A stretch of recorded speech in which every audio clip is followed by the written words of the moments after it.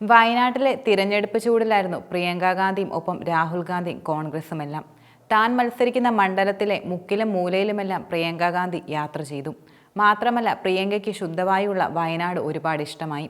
എന്നാൽ തിരഞ്ഞെടുപ്പിന് ശേഷം പച്ചപ്പും തണുത്ത കാറ്റുമുള്ള വയനാട്ടിനെ വിട്ട് ഡൽഹിയിലേക്ക് പോയ വിഷമം പങ്കുവയ്ക്കുകയാണിപ്പോൾ കോൺഗ്രസ് സ്ഥാനാർത്ഥി പ്രിയങ്ക ഗാന്ധി. താൻ ഒരു ഗ്യാസ് ചേംബറിൽ കയറിയ അവസ്ഥയായിരുന്നു ഡൽഹിയിലെത്തിയപ്പോഴെന്നായിരുന്നു പ്രിയങ്ക ഗാന്ധി നടത്തിയ പ്രസ്താവന.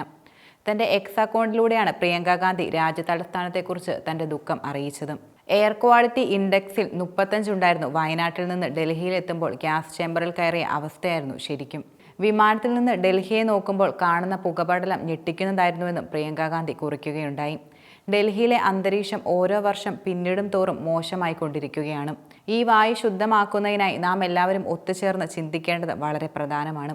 ഇത് രാഷ്ട്രീയത്തിൻ്റെയോ മറ്റ് വിഷയങ്ങളുടെയോ ഒന്നും കാര്യമല്ല. ഇവിടെ ആർക്കും ശ്വസിക്കാനാകുന്നില്ല. കുട്ടികൾക്കും പ്രായമായവർക്കും ശ്വാസകോശ സംബന്ധമായ അസുഖങ്ങൾ വന്നു തുടങ്ങിയിരിക്കുകയാണ്. നമ്മൾ ഉടൻ ഇതിന് പരിഹാരമായി ഇതിനെന്തെങ്കിലും ചെയ്തേ പറ്റൂ, പ്രിയങ്ക ഗാന്ധി കൂട്ടിച്ചേർക്കുകയുണ്ടായി. ഡൽഹിയിലെ പല പ്രദേശങ്ങളിലും എയർ ക്വാളിറ്റി 450-ന് മുകളിലാണിപ്പോൾ നിലനിൽക്കുന്നത്. ചിലയിടങ്ങളിൽ ഇത് 473-ന് മുകളിലും എത്തുകയുണ്ടായി.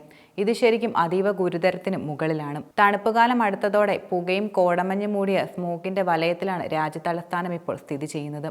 മാത്രമല്ല, ഇന്ദിരാഗാന്ധി അന്താരാഷ്ട്ര വിമാനത്താവളത്തിൽ സ്മോക്കിന്റെ സാന്നിധ്യം കാരണം വൈകിയത് 283 വിമാനങ്ങളാണ്.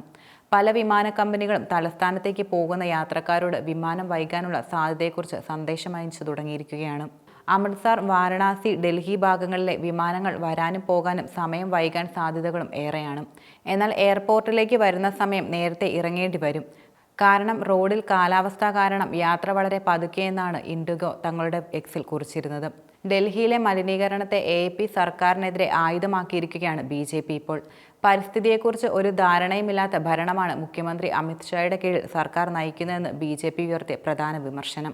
തണുപ്പ് കൂടുന്നതോടെ ഡൽഹിയിലെ അന്തരീക്ഷം കൂടുതൽ മോശമാകുമെന്നാണ് നിലവിലെ കണക്കുകൂട്ടൽ. തലസ്ഥാനത്ത് മഞ്ഞുകാലത്ത് കാറ്റിന്റെ വേഗത കുറയുന്നതും മലിനീകരണത്തിന് വലിയ തോതിൽ കാരണമാകുന്നുണ്ട്. കുമിഞ്ഞുകൂടി നിൽക്കുന്ന സ്മോക്കിന് പറന്നുപോകാൻ അവസരം ലഭിക്കുന്നില്ല എന്നതാണ് യാഥാർത്ഥ്യം.